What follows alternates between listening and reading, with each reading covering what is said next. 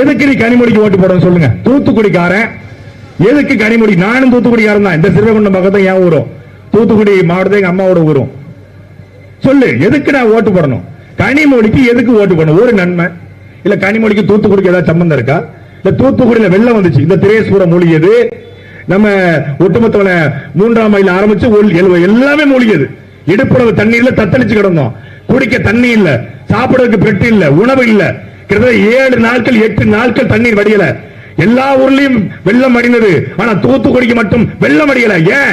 ஒரு மழைநீர் வடிகால் வாய்க்காலை கூட இங்க இருக்க சட்டமன்ற உறுப்பினர் கீதா ஜீவனோ பாராளுமன்ற உறுப்பினர் கனிமொழியோ இதுவரைக்கும் செய்யல.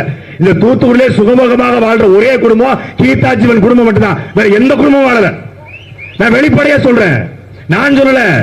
சென்னை உயர்நீதிமன்ற நீதிபதி ஆனந்த வெங்கடே சொல்றாரு, வருமானத்துக்கு அதிகமாக சொத்து சேர்த்தாக ஊழல் பண்ணியதாக அடுத்த செந்தில் பாலாஜிக்கு பிறகு உள்ள போறது கீதா ஜீவன் தான். தேர்தல் முடிஞ்ச உடனே உள்ள போறாங்க.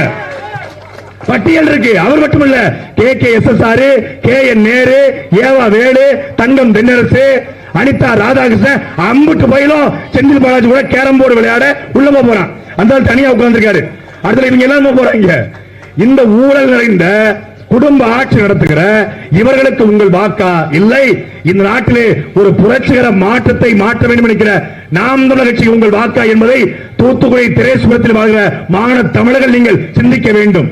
இதுவரைக்கும் இந்த மைக்கு பொய் பேசினவன், களவாடினவன், திருட்டுத்தனம் பண்ணவன், மொள்ளமாரித்தனம் பண்ணவன், முடிச்சலக்கித்தனம் பண்ணவன், மக்கள் சொத்தை கொள்ளையடிச்சவன், ஆத்துமல்ல அள்ளி வித்தவன், கனிமவளத்தை கொள்ளையடிச்சவன், அவன்கிட்ட இருந்து இந்த மைக் இருந்துச்சு.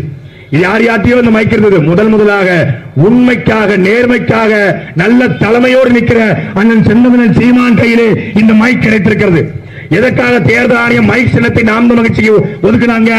இந்த மைக் நாம் பேசுவதை அப்படியே உள்வாங்கி அதை மக்கள்கிட்ட கொண்டு போய் சேர்க்குது. நாம் தமிழர் கட்சி மக்கள் பிரச்சனைகளை உள்வாங்கி சட்டமன்றத்திலும் பாராளுமன்றத்திலும் போய் சேர்ப்பார்கள் என்பதற்காக இந்த மைக்கை தேர்தல் ஆணையம் எங்களுக்கு ஒதுக்கி இருக்கிறது. எல்லாரும் நினைச்சா நாம் தமிழர் கட்சி சின்னத்தை முடக்கிட்டா நாம் தமிழர் கட்சி அழிச்சிடலாம், சீப்பை எடுத்து வச்சா கல்யாணத்தை நிப்பாட்டிலாங்கிற மாதிரி சின்னத்தை ஒழிச்சுட்டா இதை மறைச்சிடலான்னு. எதுக்குடா சின்னத்தை இவங்கள்ட்ட இருந்து புடுங்கணும்? எதுக்குடா விவசாய சின்னத்தை பறிச்சோன்னு அவங்க வெக்கப்படுற அளவுக்கு இந்த மைக் சின்னம் நாம் தமிழர் கட்சி தமிழ்நாடு முழுமைக்கும் கொண்டு போய் சேர்த்திருக்கிறது. இந்தியாவிலே ஒரு அரசியல் கட்சி 1 மில்லியன் ட்வீட்டுகளை போட்டு இந்தியாவில் முழுக்க ட்ரெண்டிங்கை சேர்த்த ஒரே கட்சி அது நாம் தமிழர் கட்சி மட்டும்தான். ஏன்னா அப்படி ஆற்றல் நிறைந்த படித்த மாற்றத்தை விரும்பக்கூடிய இளைஞர்கள் யங்ஸ்டர்ஸ் எங்ககிட்ட இருக்கான். திமுக எங்கேயாவது இளைஞர்களை பார்த்திருக்கீங்களா? பூரா 70 வயசு, வேட்டி சட்டையை கட்டிக்கிட்டு கஞ்சி போட்டுக்கிட்டு அப்படி திருடுவதற்கான அத்தனைகளையும் அவனுக்கு இருக்கும். அவனை பார்த்தாலே எதையோ களவாங்க வாராண்டான்னு. நாம் தமிழர் கட்சியில வெள்ளை சட்டை வெள்ளை வெட்டி போடுற பழக்கம் கிடையாது. வெள்ளை சட்டை போடுவோம், வெள்ளை வேட்டி கட்ட மாட்டோம். வெள்ளை வெட்டி வெள்ளை சட்டை கட்டாலே திருடுவதற்கான அத்தனை தகுதியும் வந்துருது அப்படிங்கிறது எங்களுடைய நம்பிக்கை.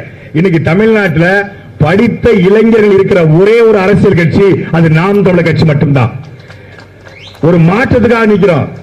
எல்லாரும் சொன்னாங்க காமராஜர் ஆட்சி வரணும், காமராஜர் ஆட்சி வரணும், கக்கன் மாதிரி அமைச்சர் வரணும், நேர்மையான கக்கன் மாதிரி அமைச்சர் வரணும்னா நீங்க காமராஜருக்கு ஓட்டு போடணும். நீங்க கருணாநிதி மகன் ஸ்டாலினுக்கு ஓட்டு போட்டா கக்கன் மாதிரி அமைச்சர் கிடைக்க மாட்டாரு, செந்தில் பாலாஜி மாதிரி அமைச்சர் தான் கிடைப்பாரு.